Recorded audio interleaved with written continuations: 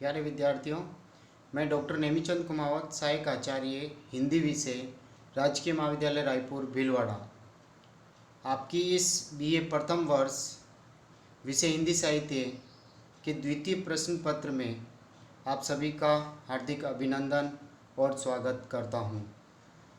आयुक्तालय कॉलेज शिक्षा राजस्थान जयपुर और महर्षि दयानंद सरस्वती विश्वविद्यालय अजमेर द्वारा निर्धारित पाठ्यक्रमानुसार इस जुलाई माह के पाठ्यक्रम में द्वितीय प्रश्न पत्र में आपके हिंदी भाषा का उद्भव और विकास विषय दिया गया है, जिस पर हमने पिछली 3 ऑनलाइन कक्षाओं में विस्तार से अध्ययन कर लिया है। पिछली 2 ऑनलाइन कक्षाओं में हिंदी भाषा के उद्भव और विकास पर हम विस्तार से चर्चा कर चुके हैं, जिसमें प्राचीन आर्य भाषा, वैदिक संस्कृत, लौकिक संस्कृत, मध्यकालीन आर्य भाषा, पाली, प्राकृत और अपभ्रंश और आधुनिक आर्य भाषाओं का विकास विस्तार से हमने देखा है। दूसरा एक प्रश्न, हिंदी भाषा का जन्म कैसे हुआ, इसका नामकरण और इसका जन्म कब से माना जाता है और इसके विविध अर्थ क्या है, इसके बारे में भी विस्तार से हमने एक ऑनलाइन कक्षा में चर्चा की है। तो 3 ऑनलाइन कक्षाएं आपके इस हिंदी भाषा को उद्भव और विकास पर हो चुकी हैं। चौथी कक्षा, ये ऑनलाइन कक्षा जो चौथी आरंभ हो रही है, इसमें भी हिंदी भाषा के उद्भव और विकास का जो कालक्रमानुसार जो परिचय चल रहा है पिछली कक्षा से, वो हम आगे जारी कर रहे हैं। पिछली कक्षा में हमने प्रारंभिक हिंदी भाषा के विकास के जो चरण हैं, उसमें हमने प्रारंभिक काल को विस्तार से पढ़ा है, जिसमें 1000 ईस्वी से लेकर के 1500 ईस्वी तक के कालखंड में हिंदी भाषा का जो विकास हुआ था उसके बारे में विस्तार से अध्ययन कर लिया है। उसकी ध्वनिगत प्रवृत्तियों को हमने देखा, व्याकरणगत प्रवृत्तियों को देखा, अपभ्रंश और पुरानी हिंदी में क्या अंतर है, उसके शब्द भंडार को हमने विस्तार से देख लिया है। मध्यकालीन हिंदी का विकास भी 1500 ईस्वी से 18 ईस्वी तक के कालखंड में जो हुआ, वो भी हमने विस्तार से उसका अध्ययन कर लिया है पिछली ऑनलाइन कक्षा में, जिसमें हमने ध्वनिगत प्रवृत्तियाँ, व्याकरणगत प्रवृत्तियाँ और शब्द भंडार को, प्रारंभिक हिंदी और मध्यकाल की हिंदी में क्या अंतर है और मध्यकाल में कितना परिवर्तन आया, उन सभी को विस्तार से हमने पिछली ऑनलाइन कक्षा में देख लिया है। यही एक प्रश्न है जो आधा हमने पिछली कक्षा में देखा और आधे प्रश्न का उत्तर को हम इस अगली कक्षा में हम आरंभ कर रहे हैं। प्यारे विद्यार्थियों, ध्यान से सुनिए। आधुनिक काल में हिंदी का विकास 1800 ईस्वी से अब तक हिंदी के विकास की दृष्टि से आधुनिक काल का बहुत महत्वपूर्ण स्थान है। यद्यपि भारत की सांस्कृतिक एकता को व्यक्त करने वाली भाषा के रूप में तो हिंदी आधुनिक युग से पूर्व ही प्रतिष्ठित हो चुकी थी, किंतु आधुनिक काल में 1800 ईस्वी के बाद पहले ब्रिटिश शासन के प्रचार के फलस्वरूप और उसके बाद उसके विरुद्ध स्वतंत्रता आंदोलन के संघर्ष से भारत की सांस्कृतिक, राजनीतिक एवं प्रशासनिक अस्मिता को यानी अस्तित्व को प्राप्त करने के उद्देश्य से भारत की अन्य भाषाओं की तुलना में हिंदी एक अधिक सामर्थ्यवान एवं व्यावहारिक भाषा के रूप में स्थापित हुई है और अपनी पहचान बनाई है। इसलिए आधुनिक युग हिंदी के विकास में क्रांतिकारी परिवर्तन लाता है। अपनी तमाम सीमाओं के बावजूद हिंदी ने विगत 200 वर्षों में जितना विकास किया है, वे विश्व के भाषा विकास में बहुत महत्वपूर्ण हैं। इस युग में जिन जिन रचनाकारों ने अपना योगदान किया है, उनकी सूची बहुत लंबी है और उसकी प्राय सभी को जानकारी भी है। साहित्य के क्षेत्र में भारतेंदु युग से ही हिंदी ने भाषा व्यवहार के हर क्षेत्र में अपना विकास करना प्रारंभ किया था और वह भारतेंदु युग से आगे बढ़कर द्विवेदी काल, छायावाद, प्रगतिवाद, प्रयोगवाद, नई कविता से गुजरती हुई आज हमारे समक्ष पहुंची हुई है। साहित्य जगत, पत्रकारिता, अध्ययन अध्यापन, शोध कार्य, राजकार्य आदि के क्षेत्र में उसने बहुत प्रगति की है। हिंदी भाषियों और अहिंदी भाषियों दोनों ने उसके विकास को समृद्ध किया है। आधुनिक युग की हिंदी भाषा की प्रवृत्तियों को संक्षेप में समेटना अत्यंत दुष्कर कार्य है। फिर भी मोटे रूप से उसके लक्षण संक्षिप्त रूप में इस प्रकार है। ध्वनिगत परिवर्तन जो आता है मध्यकाल की हिंदी और आधुनिक हिंदी में, वो इस प्रकार है। पहला बिंदु देखिए, अरबी और फारसी के क ख ग ज फ ध्वनियों का प्रचलन उर्दू के लोगों में अधिक हैं, उर्दू शब्दों में अधिक प्रचलन है, किंतु ज तथा फ ध्वनियाँ तो अंग्रेजी शब्दों में भी प्रयुक्त होने लग गई हैं। इसी कारण काफ़ी बोली भी जाती हैं, जैसे प्लीज, फेल, कॉलेज आदि। दूसरा बिंदु देखिए, आधुनिक युग में अंग्रेजी का प्रसार बढ़ने से अंग्रेजी शब्दों के उच्चारण में ओ स्वर प्रचलन में हैं, जैसे डॉक्टर, ऑफिस आदि। हिंदी में अंग्रेजी शब्दों के प्रयोग होने से ड्र यानी संयुक्त व्यंजन बोला जाने लगा है, जैसे ड्रिल, ड्राइवर, ड्रिंक आदि। चौथा बिंदु देखिए, आई तथा औ स्वर जो हिंदी के प्रारंभिक काल में अय औ उच्चरित होते थे, अब कहीं कहीं ऐ औ तो कहीं कहीं अय औ के रूप में उच्चारित होते हैं।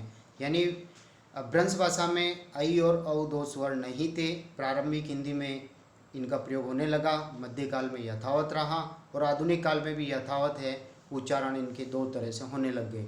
व्याकरणगत प्रवृत्तियों को देखिए, पहली विशेषता, हिंदी की विभिन्न बोलियों की व्याकरणिक संरचनाएं इतनी अधिक स्पष्ट हो गई कि उनमें से कुछ को तो स्वतंत्र भाषा के रूप में पहचाना जा सकता है, जैसे ब्रज भाषा, अवधी भाषा, भोजपुरी, मैथिली, राजस्थानी भाषा आदि। इन सभी की व्याकरणगत विशेषताएं अलग अलग हैं, व्याकरणिक नियम अलग अलग हैं, जिनसे हर भाषा को स्वतंत्र रूप में पहचाना जा सकता है, जबकि अपभ्रंश भाषा में इनका मूल रूप नहीं पहचाना जा सका। दूसरे बिंदु को देखिए, हिंदी की प्रकृति अब पूर्णतः विश्लिष्टतात्मक यानी वियोगात्मक हो चुकी है, फैल गई है भाषा और हर रूप उसके स्थिर हो गए हैं, मानक रूप सामने आ गया है।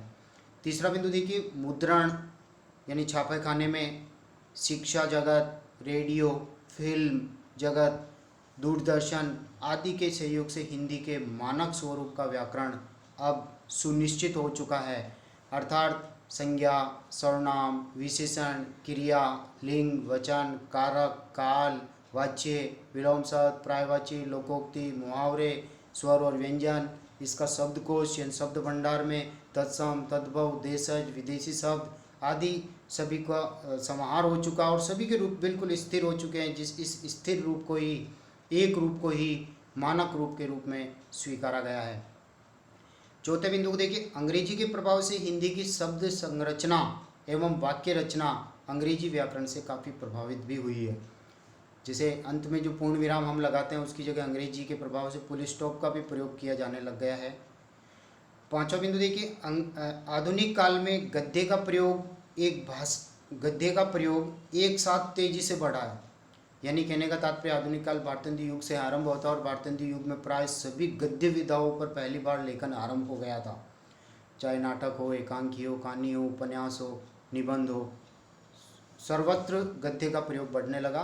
अतः गद्य की अपेक्षा अनुसार हिंदी के व्याकरणिक प्रयोगों में भी विविधता आई है, यानी इसका रूप बहुत स्टैंडर्ड हो गया, मानक हो गया। शब्द भंडार को देखिए, हिंदी में संस्कृत, अरबी, फारसी, अंग्रेजी तथा अन्य भारतीय भाषाओं से उदारतापूर्वक शब्द लिए गए हैं, अतः हिंदी की शब्दावली में तेजी से वृद्धि हुई है। हिंदी का शब्द भंडार बहुत ही समृद्ध हो गया है। दूसरे बिंदु की ओर चलते हैं, ज्ञान विज्ञान के सभी क्षेत्रों में हिंदी का व्यवहार बढ़ने लगा, यानी इसका प्रयोग होने लगा। ज्ञान विज्ञान के सभी क्षेत्रों में हिंदी का व्यवहार बढ़ाने के लिए 5 लाख से अधिक तकनीकी शब्दों का निर्माण किया गया और आजकल वह प्रचलन में आ रहे हैं। तीसरे बिंदु की ओर चलते हैं, हिंदी में शब्दों को खपाने की प्रवृत्ति बढ़ी है, किंतु अपनी ही बोलियों के शब्दों को प्रयोग में लाने में काफ़ी संकोच भी होता है। परिणाम स्वरूप हिंदी की जीवंतता काफ़ी प्रभावित होती है। निष्कर्ष तौर पे हम कह सकते हैं कि हिंदी का जो कालक्रमानुसार विकास क्रम यानी उसके उद्भव और विकास को हमने प्रारंभिक काल यानी 1000 ईस्वी से 1500 ईस्वी के बीच और फिर मध्यकाल यानी 1500 ईस्वी से 1800 ईस्वी तक और फिर हमने आधुनिक काल 1800 ईस्वी से अब तक, यानी वैसे हिंदी साहित्य के इतिहास 4 कालखंडों में विभाजित है।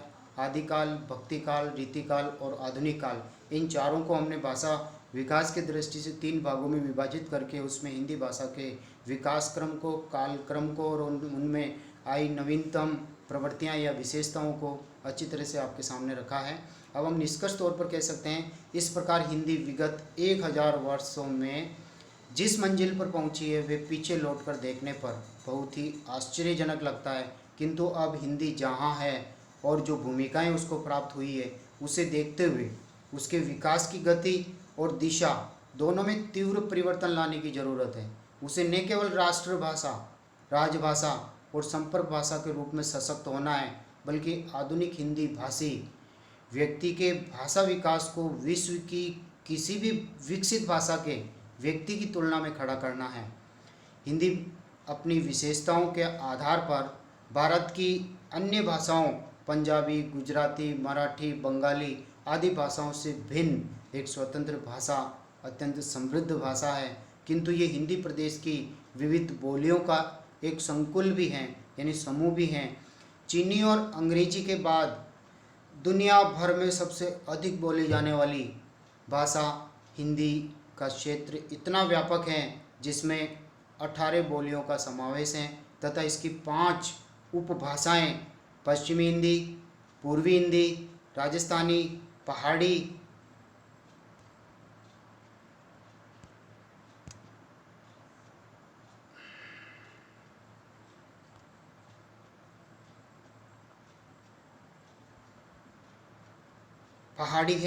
पहाड़ी, बिहारी हैं।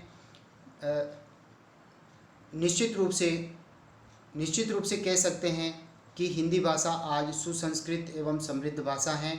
इनकी 5 जो उपभाषाएं हमारे सामने आ रही है, इन 5 उपभाषाओं की 18 उपबोलियां हिंदी भाषा क्षेत्र में